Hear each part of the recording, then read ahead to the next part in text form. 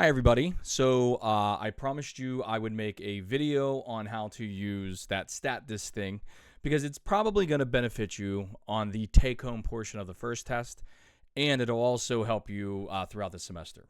All right.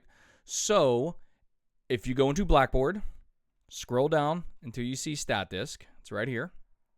All right, and I'll zoom in here a little bit. And here's what we have here. Like, this is the home page for StatDisk. Nothing too crazy. If you have a pop-up, that pops up, it says like, hey, what book are you using? Don't even worry about that. Just click on the little X in the upper right-hand corner and you'll be fine, okay?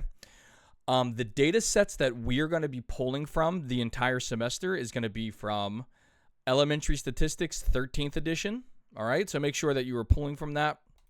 So you just click on it, and these are all the different data sets that we have, okay? If you want to, you can just look at these from here, or you can go ahead and I will upload like actual data files for you. But everything's here, so it's kind of like it's a one-stop shop, so you might as well just do it here. So let's go ahead and let's open up body data, okay? So we just click on body data, and as you can see, we populate our little spreadsheet here. Now, the variable categories will always be as the columns.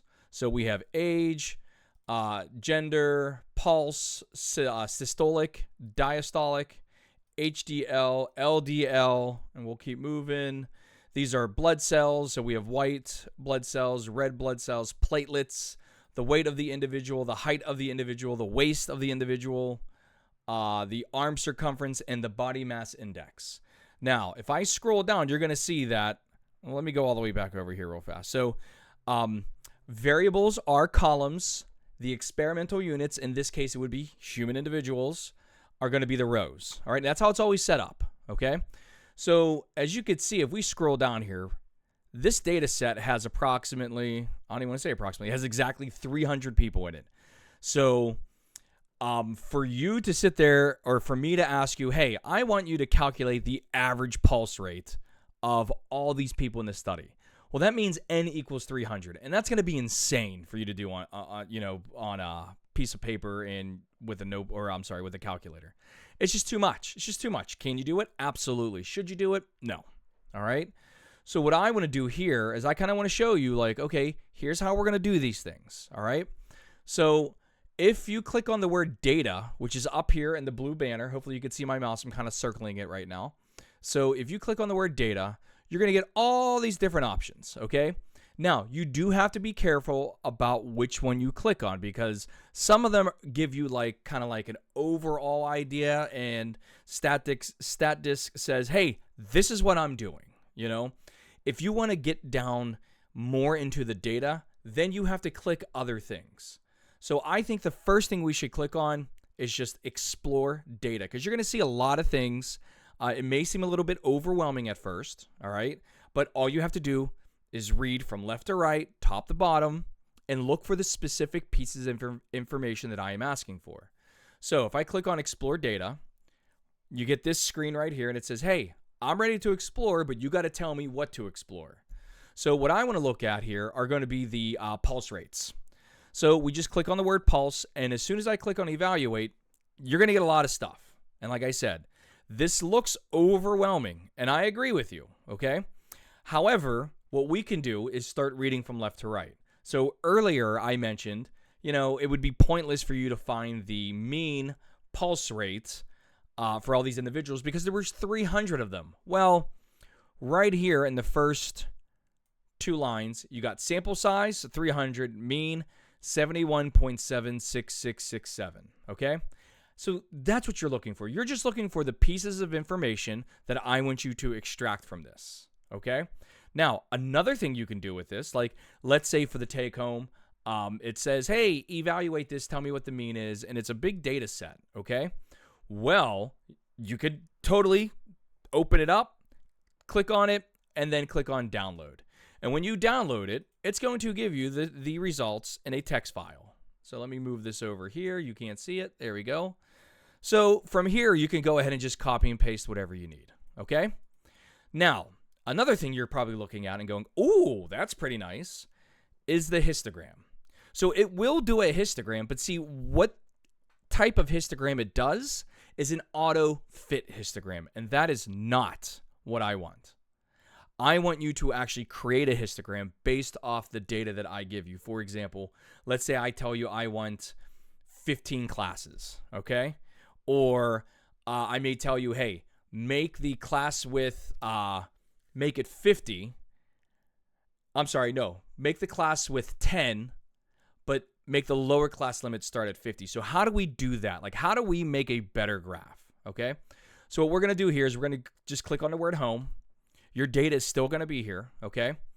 And now we're going to click on data again, but then we're going to move down to like histogram. So now it's going to say, okay, I'm going to make a histogram, but you got to tell me what to do. So let's do a histogram of pulse rates. All right, the X label, if you want to, you can rename it pulse rates recorded. That's fine with me. All right. The Y label, leave it as frequency. Okay, just leave it as frequency because I want to know how many counts are there. Okay, and you see where it says auto fit? That's what it did previously. I want us to do a user defined. So class width, I said, hey, let's make that 15. Okay, and let's let the classes start at 50. All right, we're gonna leave the frequency counts as the thing selected, and we're gonna show grid in the bar labels itself. So now you're going to see that when I click on plot, it looks a little bit different than the auto fit. And that's what I am looking for. Okay, I'm looking for something that you did, not StatCrunch doing the auto fit thing. And what's really nice about this, if you look at this table, all right, everything looks perfect. It's beautiful. You know, it can't complain. In the upper right-hand corner, you're going to see a little camera. All right. And if you put your mouse on the camera, it says download plot as PNG. So you can click on that, and what it's going to do is it downloads it as a PNG file, which is a picture file, and now you have this. So you can copy and paste this into your notes. You can print from here, all right, and it's going to look beautiful, and that's what I am looking for, okay? Now, the last thing I want us to look at on this, okay, so we're going to click on Home again, and the one thing that we didn't go over in class, we're going to, if you're watching this video on 5/20/2026, on 5/21/2026 would be the next class period, okay? We're going to be looking at box plots, all right? So if I click on box plot, it will make a box plot for you, all right? The only thing you have to do is say, hey, which columns of data would you like to plot? So once again, let's do pulse. So if we click on pulse, and we just click, there are two types of box plots. The first one is a traditional normal box plot. The second box plot is a modified box plot, all right? And we're going to do both in class. So you'll see that if I click on modified box plot, it changes a little bit. And you can see right here, this little asterisk right there, that actually means that that value is an outlier, okay? So, you know, depending upon what I'm asking for, you know, your answer will depend upon that. So like box plot, normal, modified box plot, that's an outlier. So you can see the difference. And on the right-hand side, it gives you Q1, the median, and Q3, which, again, those are numbers that we haven't discussed yet, but we're going to in class. And what's really nice about this, okay, let's get rid of pulse for a second. Let's look at the HDL and LDL cholesterol levels inside blood. All right, now there are 300 values. You can actually click on two of them, and it'll make two box plots instantly. And if you look on the far right side, it still gives you all the information that we need. If you click on modified box plot, it just modifies it. It shows you what the outliers are, okay? You can do this for basically every single one of these if you wanted to, and this might look crazy when I do this, but there they are. There's all the box plots right there, okay? So, you know, it really pays to understand how to use the tech, all right? It just helps you out. But at the end of the day, I'm going to ask you questions based off the box plot that you've created, all right? So now, how do we type in our own data? I think that's really good. So I'm going to come up here. I'm going to clear. It's going to ask me, do you really want to clear? I'm going to say yes, all right? So if we wanted to create our own data values, all right? Now, in class, we did one, and I forget those numbers, so I'm just going to make up a couple numbers here. But I think let's pick a variable. Let's pick, oh, I love this. Let's go ahead. and let's click on data tools. We're going to click on edit columns. Column number 1 is going to be, let's see here, height. Oh, that's not how you spell height. Height of penguins. And then, oops, there we go. And then we'll also click on, or we'll type in weight of, damn, there we go, penguins. I want to hit a Q for some reason. I don't know why. All right, so now we have the height of penguins and the weight of penguins. And then we're going to go ahead and just type in some values here.